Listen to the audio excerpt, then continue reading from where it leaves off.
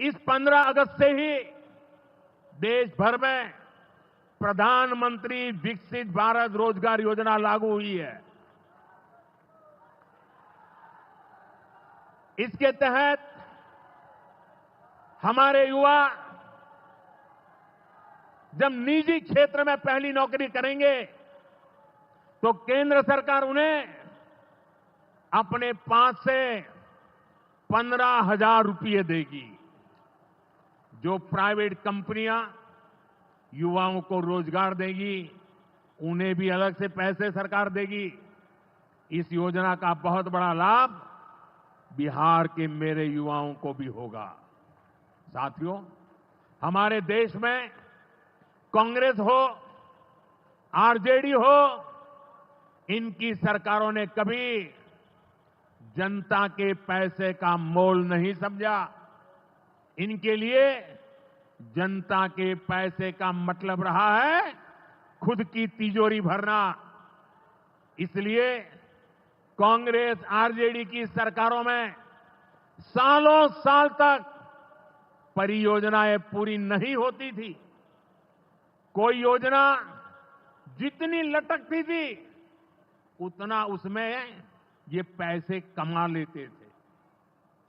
अब इस गलत सोच को भी एनडीए सरकार ने बदल दिया है। अब शिलान्यास के बाद कोशिश होती है जल्द से जल्द समय सीमा में उस काम को पूरा करने के लिए सफल प्रयास किया जाए।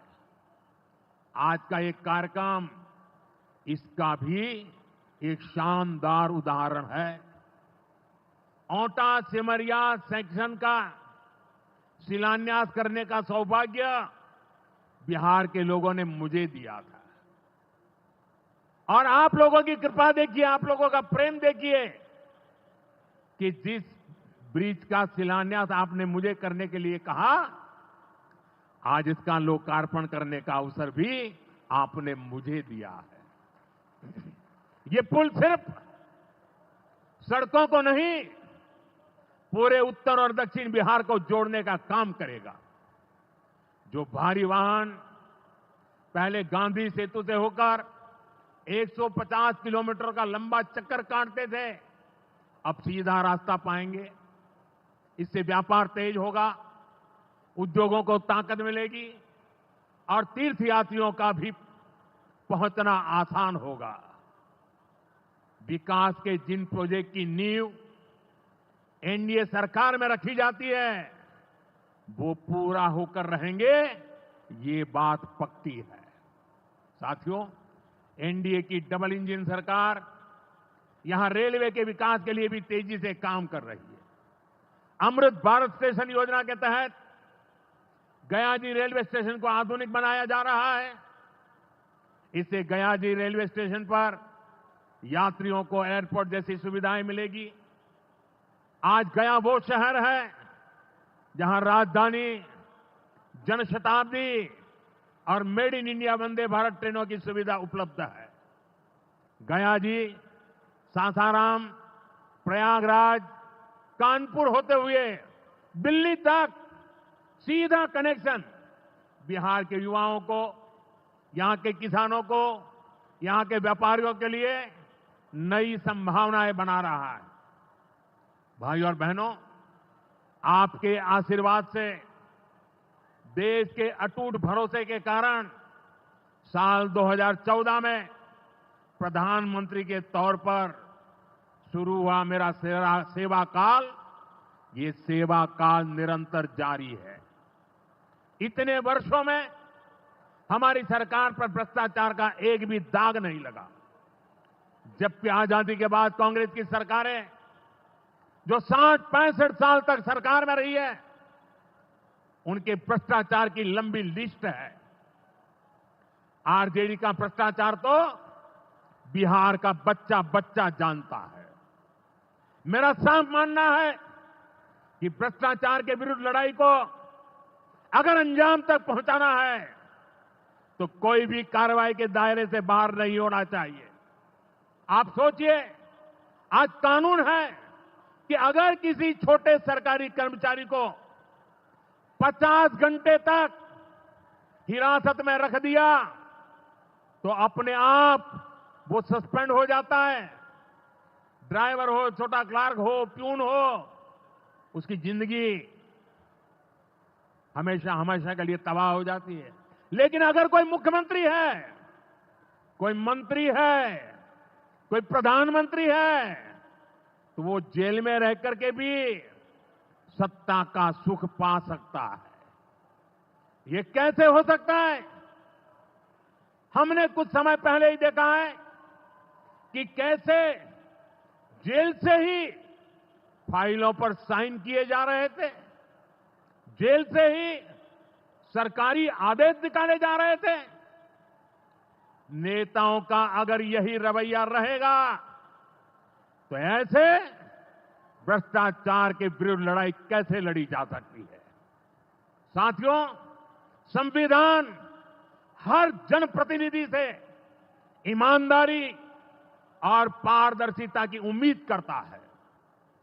हम संविधान की मर्यादा को तार तार होते नहीं देख सकते।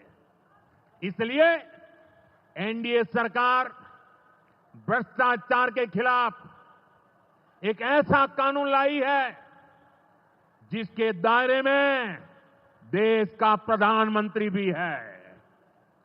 इस कानून में मुख्यमंत्री और मंत्रियों को भी शामिल किया गया है।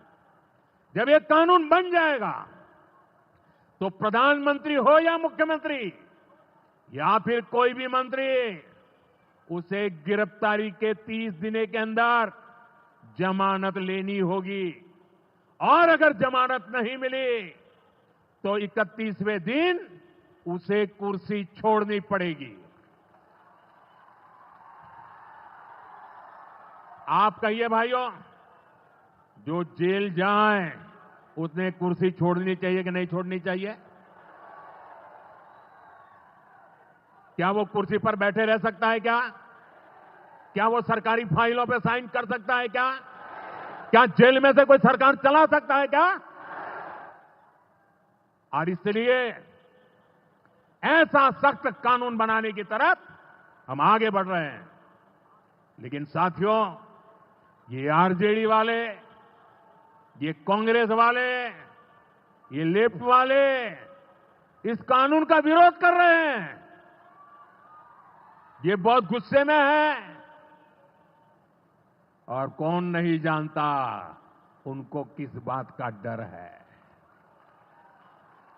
जिसने पाप किया होता है वो अपने पाप को दूसरों से छुपाता है, लेकिन खुद को भीतर से जानता है कि क्या खेल खेला है। इन सब का भी यही हिसाब है। ये आरजेडी और कांग्रेस वाले, कोई बेल पर बाहर है, कोई रेल के खेल में अदालत के चक्कर लगा रहा है, और जो जमानत पे बाहर घूम रहे हैं वे आज इस कानून का विरोध कर रहे हैं। इन्हें लगता है कि अगर जेल चले गए तो इनके सारे सपने चकनाचूर हो जाएंगे, और इसलिए सुबह शाम ये लोग मोदी को भांति भांति की गाली दे रहे हैं और इतने बौखलाए हुए हैं कि इस जनहित के कानून का विरोध कर रहे हैं। हमारे राजेंद्र बाबू, बाबा साहब आंबेडकर ने कभी सोचा भी नहीं था, कभी कल्पना भी नहीं की होगी कि सत्ता के भूखे लोग भ्रष्टाचार करेंगे और जेल जाने पर भी कुर्सी से चिपके रहेंगे। लेकिन अब भ्रष्टाचारी जेल भी जाएगा और उसकी कुर्सी भी जाएगी। भारत को भ्रष्टाचार से मुक्त होने का संकल्प देश के कोटि कोटि लोगों का है। ये संकल्प सिद्ध होकर रहेगा। साथियों, मैंने लाल किले से एक और खतरे की बात की है, और ये खतरा बिहार पर भी है। देश में घुसपैठियों की बढ़ती संख्या चिंता का विषय है। बिहार के सीमावर्ती जिलों में तेजी से डेमोग्राफी बदल रही है। इसलिए एनडीए सरकार ने तय किया है कि देश का भविष्य घुसपैठियों को नहीं तय करने देंगे। घुसपैठियों को बिहार के युवाओं के रोजगार नहीं छीनने देंगे।